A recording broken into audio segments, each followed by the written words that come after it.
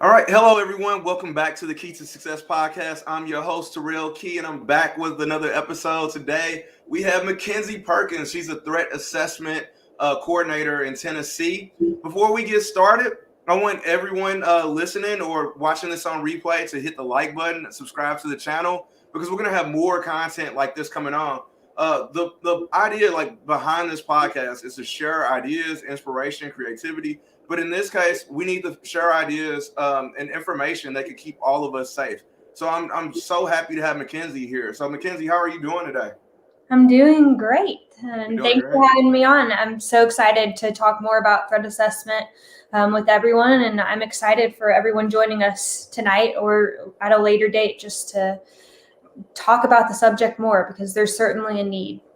Yeah, and like you said before we kind of went live, you said that even if this supports, helps one school or supports one school counselor or one administrator, it would have been worth it. And I totally agree here. Like the idea is to save lives and to make schools safer. Can you tell them a little bit about who you are and what you do in Tennessee?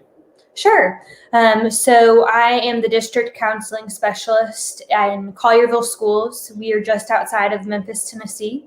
And so part of my responsibility is supervising our district's 30 counselors, school counselors, but also as the crisis team leader and the district threat assessment team leader. I oversee all threat assessments in our district and pretty much any crisis response. Prior to taking on this role, I was a school counselor for 4 years at the high school level. And then prior to that, I was a psychology major. So always have been interested in psychology, mental health. I also just finished my graduate certificate in clinical mental health. And so I'm working towards licensure there. Wow. So can you tell us a little bit about why you decided to get into threat assessment? Like what kind of inspired you to go that way? And, obviously school shootings are happening and they very much make the headlines on national news far too often. And so I think just the complexity of why these things happen initially started my interest. And then when I got my job as a school counselor, my supervisor was actually a big proponent of threat assessment teams and threat assessment. She's Dr. Nancy Kelly, fantastic resource for threat assessment. And so she had already been in the works of developing a district policy for us and establishing a team and asked me to serve on that team. So that really kind of stirred my interest. And now I spend a lot of time researching and looking into that as I oversee it. And so I think it's just kind of culminated over the years. So your district, they have like a district-wide threat assessment team. Do you have like school level ones, and like who's on the district team, and who do you guys have at the school level? So we do have both. We have a district level team that is composed of myself, who's the coordinator, and then we also have a school safety specialist. He also serves on the team with me. He serves more looking at school emergency plans and things. So that's a great resource to add on your team, whoever oversees emergency plans. We've got a couple of school counselors on the team from the district that just received some extra specialized training, specifically in interviewing and threat assessment. And then we also have our media liaison serve on that team, as well as our superintendent. In terms of the district level, we meet about once a semester. Ideally, we'd love to meet more, but in schools we get busy and it doesn't happen as much as we'd like it to. But if there were ever to be a very high-profile case or a case that a school maybe was looking to discuss more or wanted evaluated from a whole district approach, we would utilize for that. But mostly our district team just has specialized training in threat assessment. And then at the school, and we also have a school resource officer that's on the district team. We're fortunate in our district that every single school has a school resource officer at their location. So on that school level team, it's the principal. Typically, it's at least one assistant principal, the school counselor, as well as the school-based SRO. And then whenever a threat assessment occurs, I am the one that comes over to the school and does that interviewing piece. Just because I do have training in that. And there are a lot of different companies and resources to receive some extra training in interviewing subjects of concern. But I would say that doesn't need to stop someone from building a threat assessment team and utilizing the process, because it doesn't necessarily require any special training, but it certainly makes you better.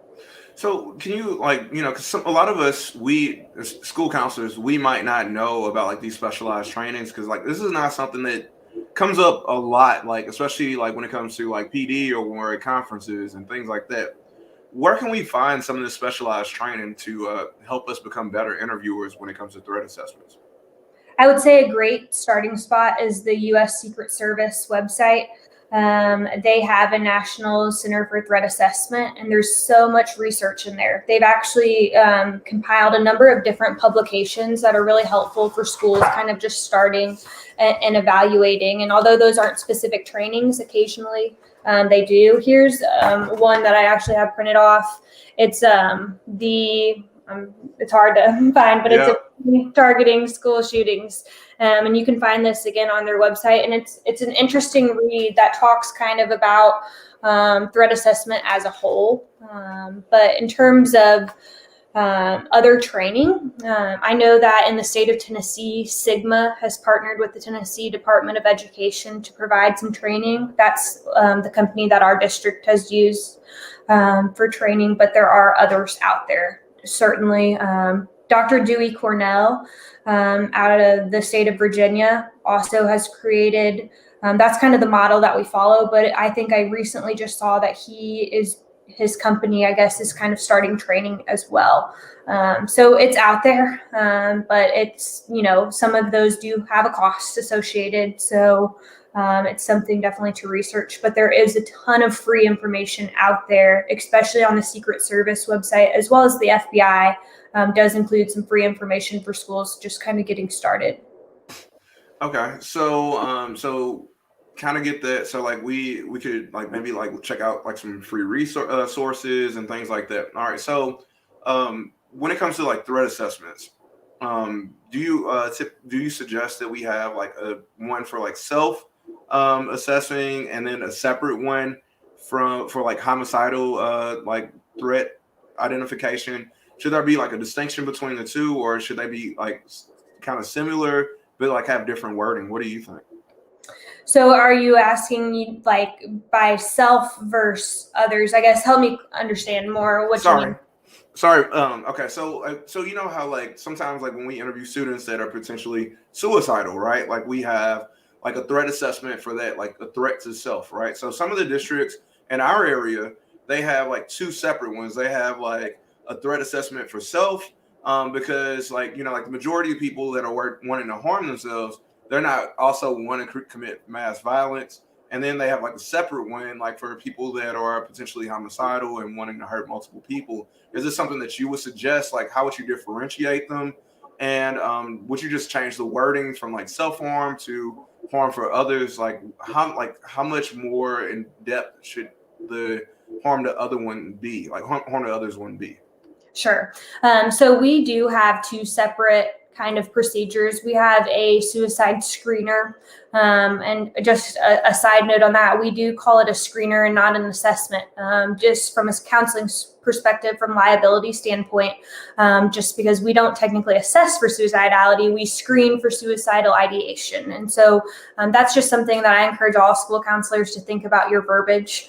But we do have, like I said, a suicide screener, and that kind of looks more at the self-harm. However, if part of our threat assessment does include that suicide screener, that same screener, because you'll actually find when you get kind of into the threat assessment business that a good amount of students that get identified may have some homicidal ideation. They may be a little bit on that pathway to violence, but typically it's a coping difficulty or a mental health crisis, such as suicidal ideation. And so they interplay and overlap with each other. But, every time we screen a student for suicidal ideation does not mean we're running a full-blown threat assessment. We would only use the full threat assessment process if if we identified some type of threat. And that could be a spoken verbal threat. That could be something written down on a piece of paper. It could be a written assignment, a piece of art.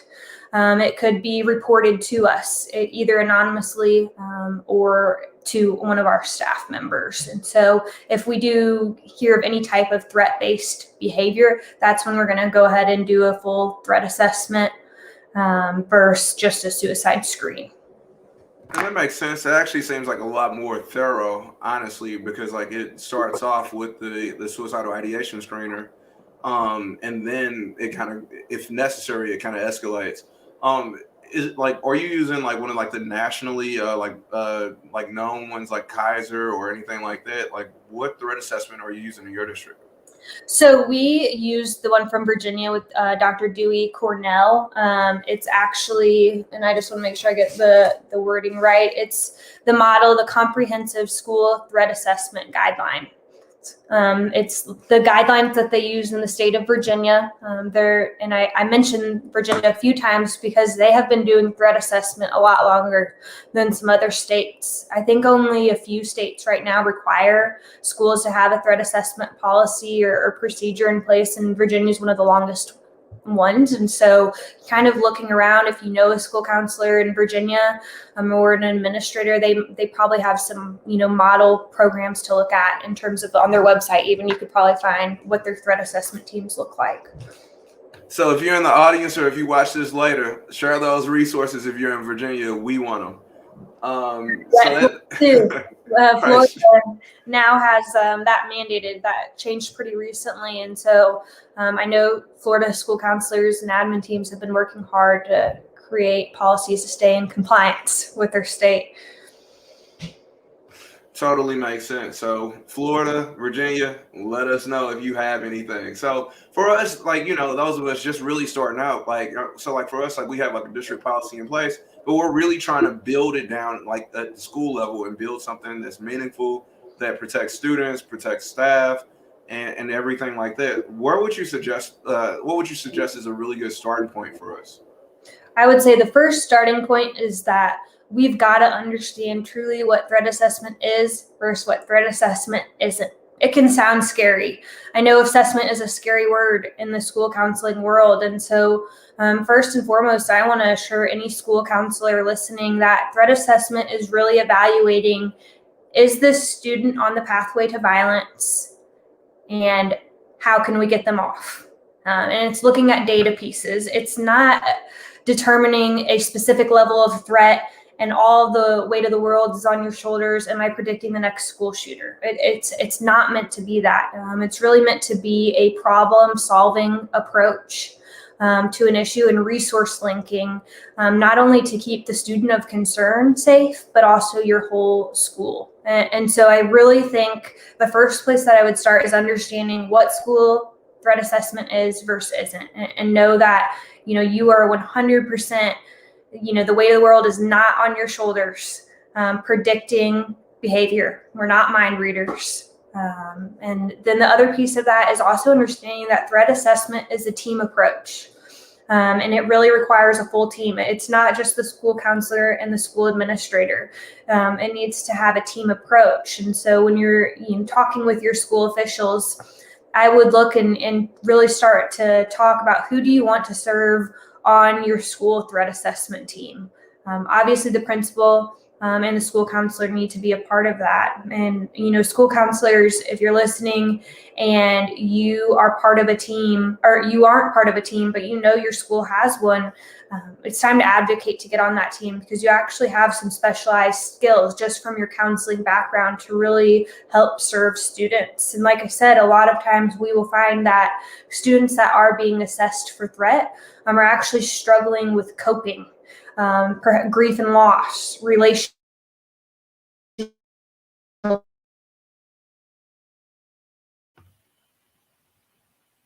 Looks like we lost Makenzie. She'll be back here in just a second. But she's saying some really good stuff here while she's kind of like, scrolling. One of the concerns that, here we go. Add the stream. Got her back. I'm back. I don't know what happened. I'm sorry. You're fine. But yes, so I would say, once you have a good understanding of what threat assessment is versus what threat assessment isn't, then having a conversation at the school level, what do you want your threat assessment team to look like? And who needs to serve on that team? And it really needs to be multidisciplinary. And so you need to think school counselor, principal, if there is a teacher, perhaps that teaches a wide variety of students at your school. Maybe that's a mentor-based teacher or something, but also your SRO, and understanding first and foremost, how are we going to identify threats? It totally makes sense. One of the things when it comes to identifying threats, and I know you said like the weight of the world's not on your shoulders, like, when you're conducting a threat assessment and you're screening. But one of the things that kind of scares some of the school counselors that I know is like putting a level on it. So like if you're saying that you're a level 4, like the screener says that you're a level 4 threat. So like what we're kind of trying to say, and maybe tell me if I'm off base, because I'm not like an expert in this. But like we just need to change the verbiage and say that the screener is indicating that you're this level of threat. Am I off base there? Like instead of saying like, hey, like your kid is not a threat, the screener is indicating this, or am I off base there? So it depends kind of on the model that you follow. There are absolutely some models of threat assessment that do at the end of the assessment give a level of risk. Typically it's, low, moderate, high, severe. We as a district choose not to place a level of risk on that. It's really, is the student on a pathway to violence? What can we do to get them off of it? If it's to a place where the student is on the highest level of the pathway to violence, which is really preparing, they've acquired, let's say, weapons, they have a full plan in place, kind of just like if a student was suicidal and they had means, method, plan, time, place. That's when, we're going to need law enforcement intervention immediately. Or if there's a weapon on campus, at that point, you can do a threat assessment retroactively, but law enforcement's got to be the one that responds to that kind of instantly. But in terms of giving a threat level, you don't have to do threat assessment effectively. It's really no matter what level, whether a student is kind of a low transient risk for levels of, understanding, meaning they maybe have just said some violent things, or their behaviors kind of changed recently, or let's say they've created a hit list, but they haven't done anything beyond that. We don't see any evidence from their behavior that they have any plans or anything. They might just be having trouble with relational skills. Then our safety plan is going to look a little bit different than if, let's say, we have a student that is looking at bomb materials, has the ability to acquire those, is really struggling in all levels, and maybe express to us some mental health concerns on top of that. And so then our safety plan is going to look a little bit different, but both students get a safety plan or a support plan, or sometimes in the threat assessment world, we'd really call it a management plan. But it kind of just, I would say the biggest difference is law enforcement going to be involved as someone that's going to intervene, or are they just going to be like, hey, FYI, this is part of the safety plan. And I think one of the most effective pieces of threat assessment is really looking at safety planning. It's a lot different than a suicide kind of safety plan. And because there's, actual interventions that you can require. For example, some of the ones that are typically included in our plans, let's say we've got an elementary age student that brought a BB gun to campus. A full threat assessment was run there. There was some discipline-based things just because it was a BB gun on campus. But more than anything, we want to prevent that from escalating to anything more serious. And we had to look at, why did that student bring the BB gun to campus? What was the goal? Where is he on the pathway to violence? All of the things. But one of the interventions we utilized was a bag check every single day before that student walked in the door. We have our high school is around 3,000 students. So it's a large school. We've had students carry clear backpacks before, just as a safety measure. We also, have done, implemented check-in, check-outs with students. Sometimes that's really all, they just need a positive adult to start and end their day with, and that's part of the safety piece. As well, we've had some students, we don't have lockers anymore. But that could be an easy intervention to put in place, that they lose locker privileges. We've also had students kind of lose technology privileges because they've had just a real urge to look at very inappropriate things. And, there's so many different small safety measures that can be put into a safety plan that really make a difference. And so when talking about creating a team and thinking about who you want to be on that team, I would say the next step is thinking about how you want to respond to a threat, right? You can't look and evaluate threats if we don't know how we're going to respond. And so, there's just so many different pieces to look into. So another thing that kind of came out of the Oxford situation is searches.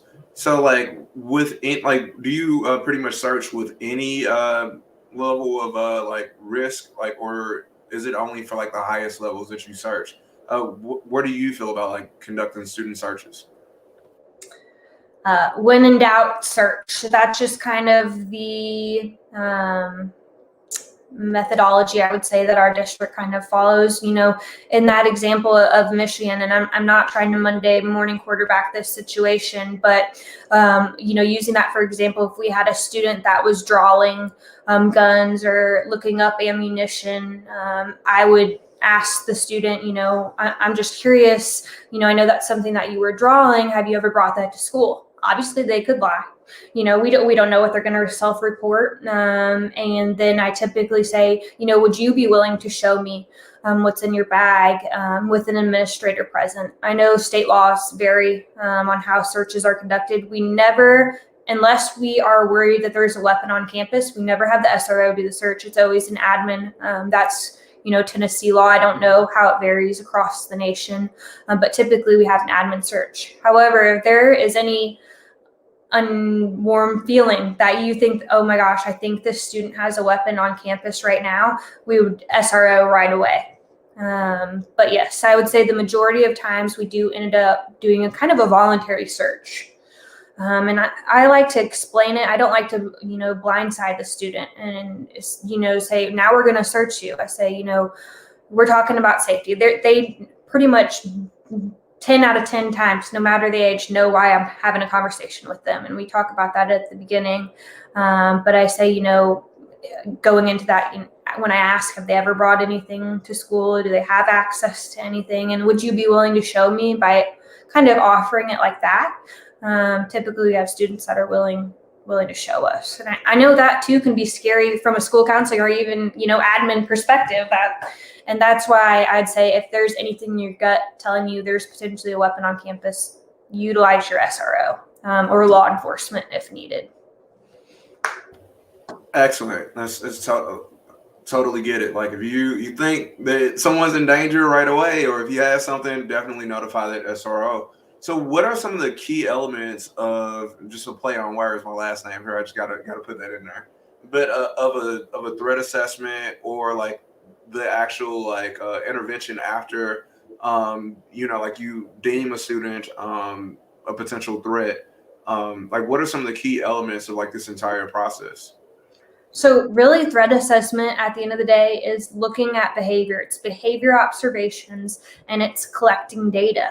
And it takes longer than you would ever anticipate. I'll be honest, I never can complete a threat assessment within an hour. It's at the minimum, unless it's very transient, like a kid in a class says, I'm going to kill you.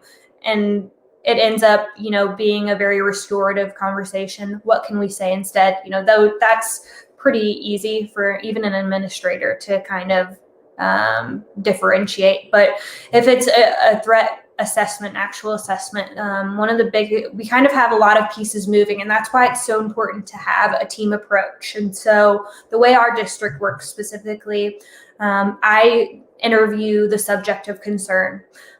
Anyone on the team could do this, whoever really feels more comfortable. And school counselors, I challenge you to look into just some interviewing techniques, because I'm telling you, it's about rapport. It's about trust building. It's about, listening, all things that you are so trained to do. Very capable and some of the best in the school position to do that. And so while I'm interviewing the subject of concern, I typically have the school counselor, since I'm doing the interviewing, collect teacher response forms. We have a form that comes from that model that I talked about earlier out of Virginia that asks teachers some specific questions. It doesn't say the student's a threat, tell me all their business. It's really looking at behavior observations. Has their behavior changed in class? How do they respond to discipline? How have they been performing academically, attendance wise? Have they shared anything? Really, at the end of the day, our teachers are some of our first responders. They hear and see a lot of things. So we want to hear what they have to say. And even at the high school where, my teachers are busy, with 3,000 kids, I asked my counselors to walk into their classroom and fill that out, even if that means, kind of subbing for them for 5 minutes. Form shouldn't take longer than 5 minutes. And that also, by getting that note hand delivered, that offers them the opportunity to, if there's something they really want to share verbally to, like, by the way, like, I need you to know this, that allows for that. But it could also be sent via email. You just aren't sure really timing wise how quick that would be. While we're getting teacher feedback, we also want to interview witnesses and potentially the target. And so anyone that's aware of the situation, sometimes, we obviously want to interview whoever reported the concern if we know who reported that concern. And we want to get the basic kind of information: who, what, when, where. How did that make you feel? Right there, that's a great indication. You can tell, like, oh, I can tell, Sarah was just kidding. Like, it was so like a joke. Like, kids read the room pretty well in situations, or if they're really feeling uncomfortable, we've got a problem. A student's making several other students feel uncomfortable. Right there, no matter what the determination is in the threat assessment, we need to look into that. And so it kind of depends on who's doing that. Again, at your school, if you have multiple counselors, you could kind of divide and conquer. An admin can talk to a target or potential witnesses, because again, that kind of plays on your admin training. Just like if you were looking into a bullying investigation, similar questions: who, what, when, where, why. And then you're also going to want somebody to be gathering demographic data. Let's look at attendance. Has that changed significantly? Because that can be an indicator. Let's look at discipline. If a student has past history of a lot of referrals based on violence and violent behavior and challenges with other students, that's something to consider. That's a piece of information that we're going to want to have. We also want to look at siblings. Are there siblings in the school or in the district that we can talk to? And then you're also going to want somebody to talk to parents. As you can tell, this is it's elaborate. If you do it correctly, it really is elaborate. Sometimes, parents are very aware of behavior concerns or changes, and they don't know what to do with that information, or they're just as scared about it. And so you have to include the parents kind of in that investigative piece. If the student plays a sport or does any clubs, I always try to get a feedback form, use that same teacher feedback form for that. And then you also have to look into, does the student have an IEP, 504, health plan? All those different things can absolutely affect behavior, as we know. And so really, it's a lot of information to be collected. And in our district, we have a sheet, basically. Again, it's so hard for me, like this, and I'll be happy to share this for anyone who wants after, of all the different data pieces that we collect, so that we make sure that we take a really thorough look.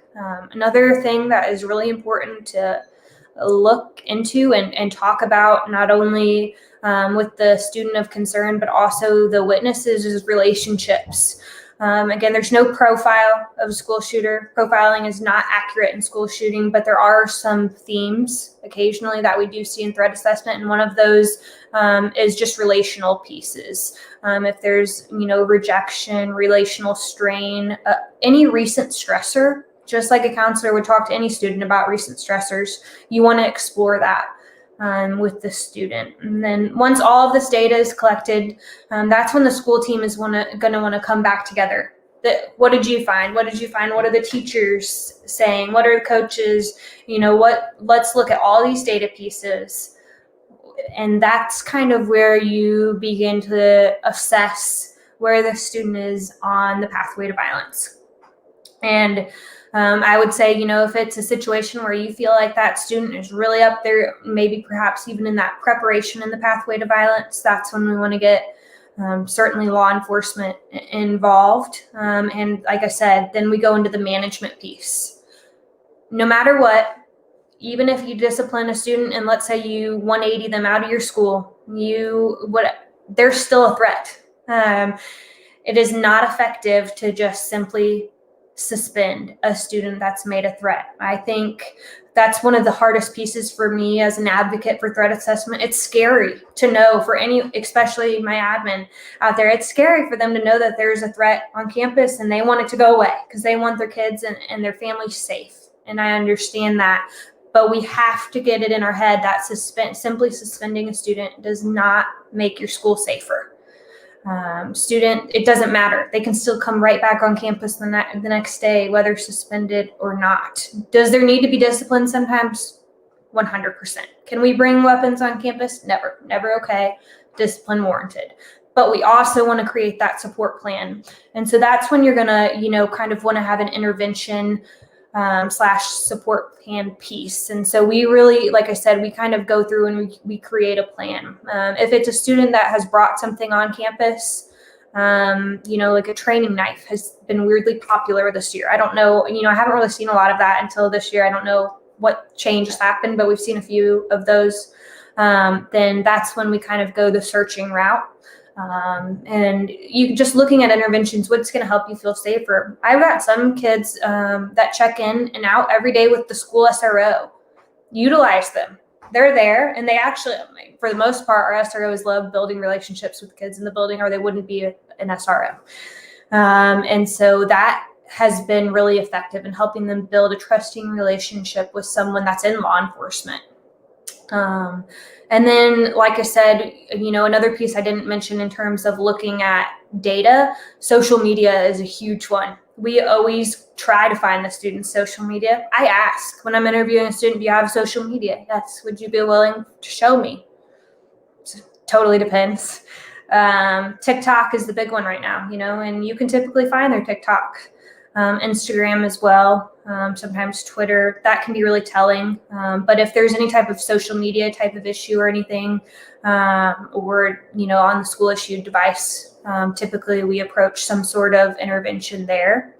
And then we get the parents involved because it's not just the school's responsibility, right? The parents play an active role in this. So they have to understand the threat assessment procedures and policies, and they have to agree to the safety plan or it's not a safety plan. So, I've had families in the past that they're responsible. They've signed a sheet of paper that they're checking their student's bag every single day. Transportation's another one, a big one to consider in terms of interventions. Maybe the student just flat out does not need to ride a bus to school and they need to be dropped off at the front door to get searched every single day for a certain amount of time.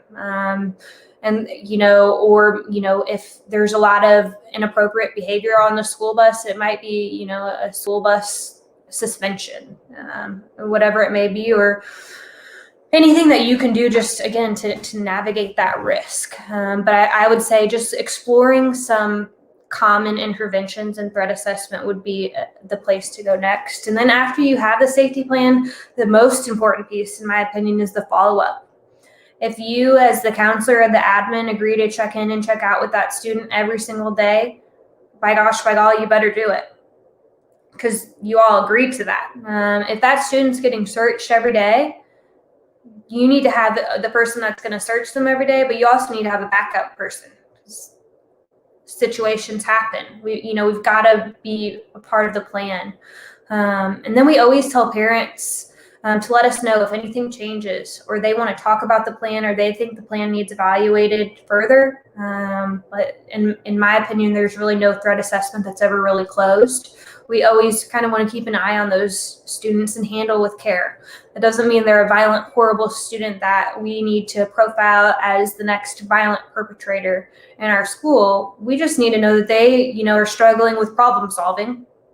and what can we do to support them. So I always encourage that follow-up.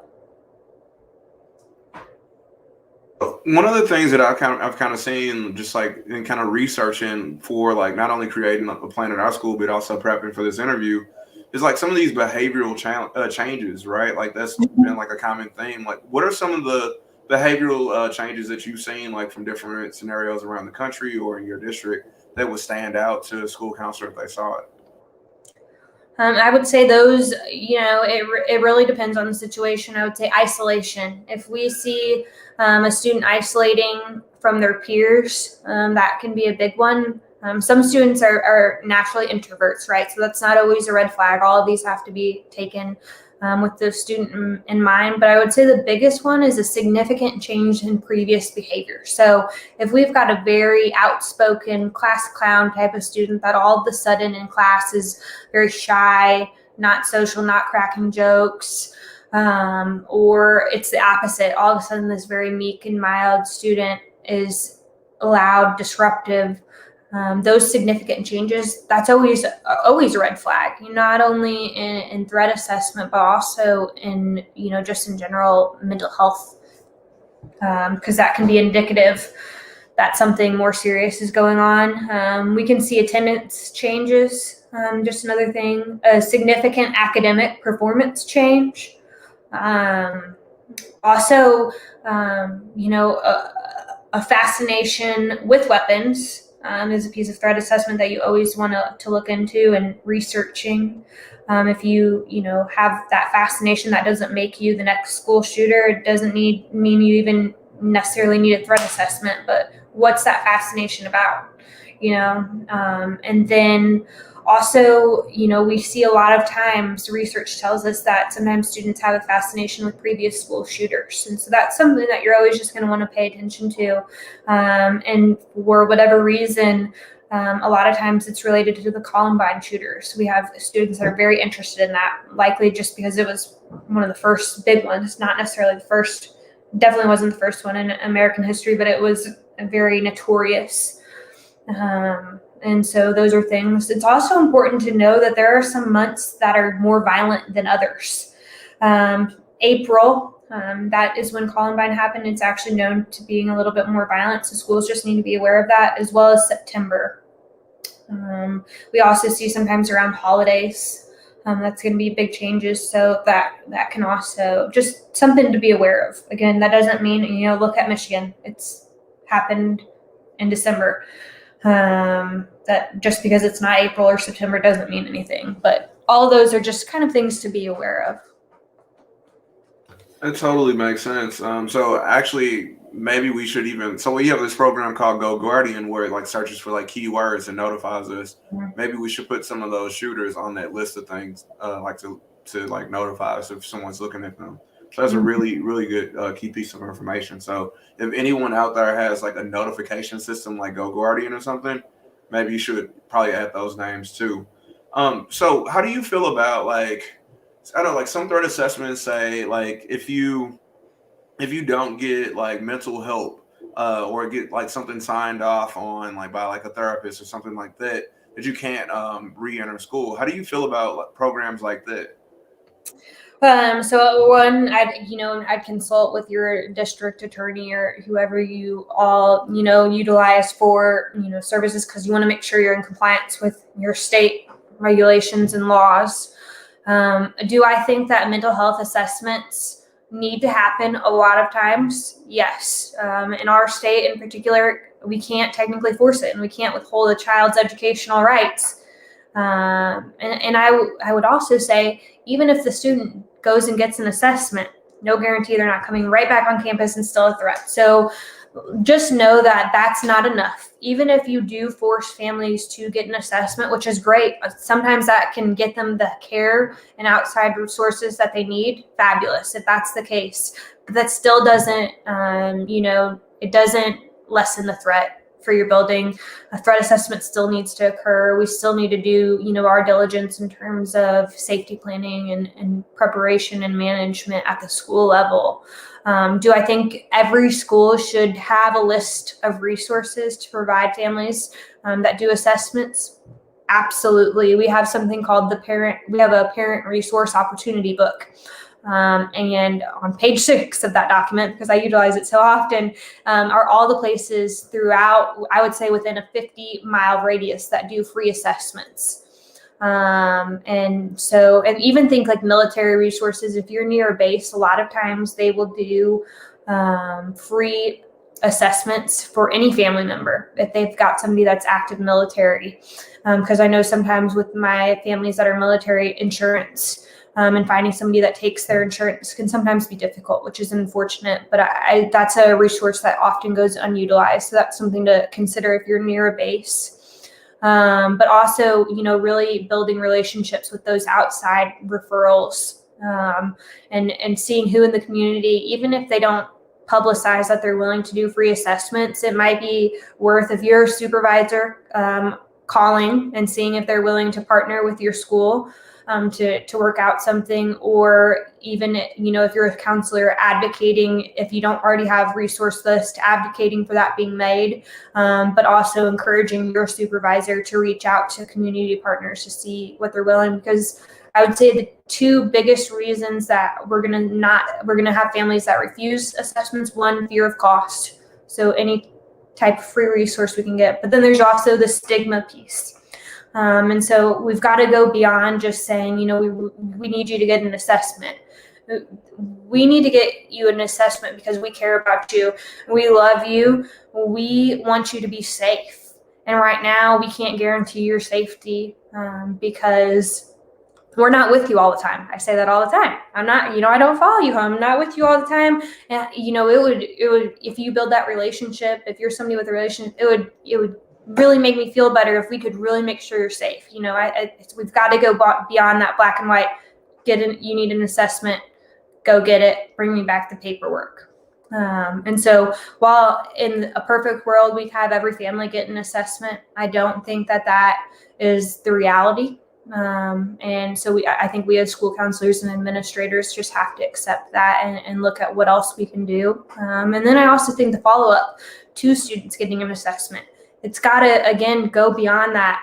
Here's my paperwork. I got an assessment. Okay, go back to class. A lot of times we have our families fill out a release of information if they're willing, so that we can talk with the student's therapist or whoever's doing the assessment.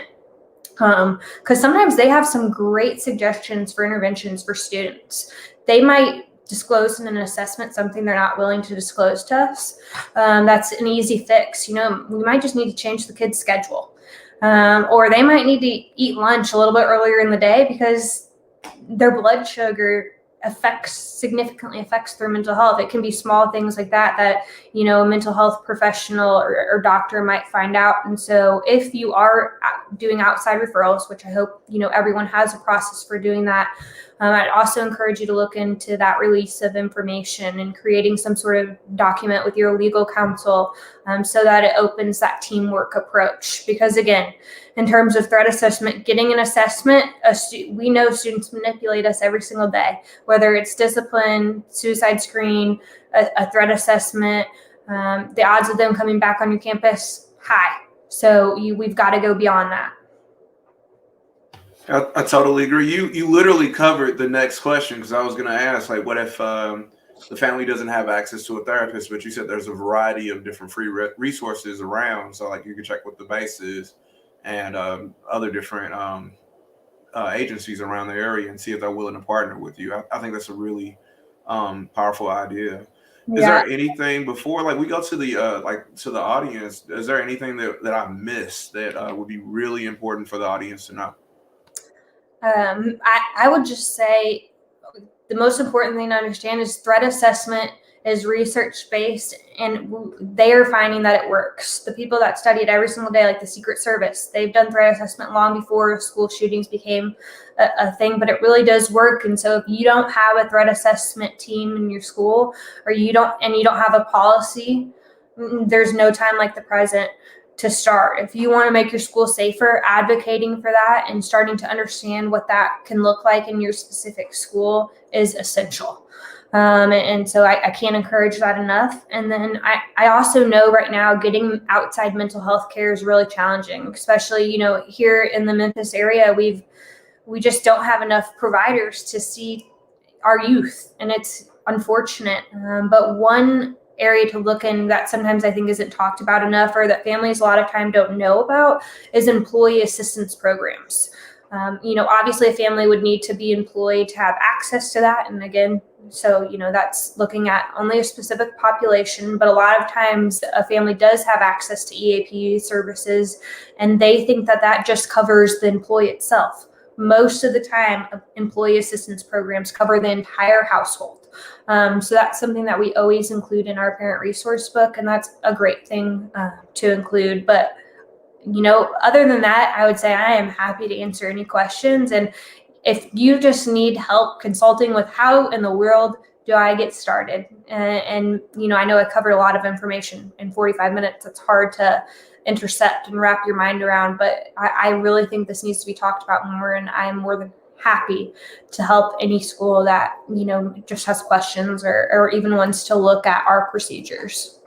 Yep. And before I go to the audience questions, I just want to say, like, all the educators out there listening to this, most of the time you also have EAPs. So there's a lot of educators right now struggling with everything that's going on, and maybe this is stressing you out too. So I would definitely talk to your provider and get access to the EAP code. But with that being said, it looks like we have some people in the audience. Post your questions, type a question in the comments, and we'll see if we can get it answered. I'm sure you have tons of questions because this is a very important topic. Mm-hmm.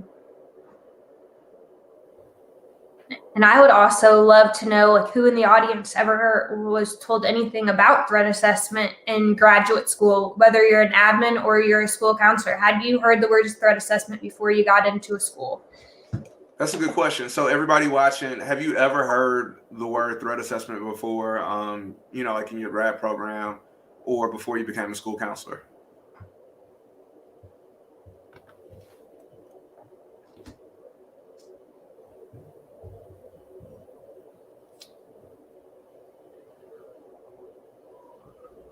Take a couple seconds. Anyone hear of it before? Okay. All right. So even if they post the question later, we could always come back and look at it. Yep. So if you have any questions at this time, we'll take a couple more minutes just to see. But if you haven't heard of a threat assessment, you can write that down in the comments. If you have any questions for Makenzie while we're still on here, we'll take those questions. So I know one question that is talked about a lot when I talk about threat assessment is FERPA, and what kind of happens with FERPA. And it's important to remember that FERPA governs educational records only, not behavioral observations or communications. And so sharing things, observations or threats with law enforcement, it typically is not a FERPA violation. But if you're concerned about that, actually a lot of, I think the Secret Service kind of dove into that a little bit about how they don't violate each other. So that's something that I encourage you to look into if that's a concern of yours. And a lot of times if you do have a district legal counsel, they're gonna bring up FERPA as one of their biggest concerns. And so do some of your due diligence to kind of look into how you can avoid any FERPA violation and be able to present that when discussing policies and procedures if you're advocating to start a team. So if we don't have any questions yet, we could always come back to the questions once they comment on the video or whatever. So everyone watching, just want to thank everyone that stayed on and watched this, and everyone that's going to watch this live afterwards. We're still going to check the comments and respond to the comments, and I could always send questions over to Makenzie and get those posted. So I just want to thank all of you that listen today and that'll listen to it going forward. Please leave a comment if you have any questions, or if you felt like you got value out of this. Hit the like button.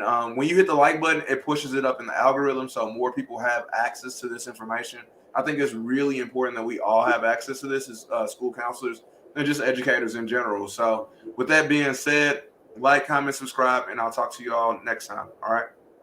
Thank you.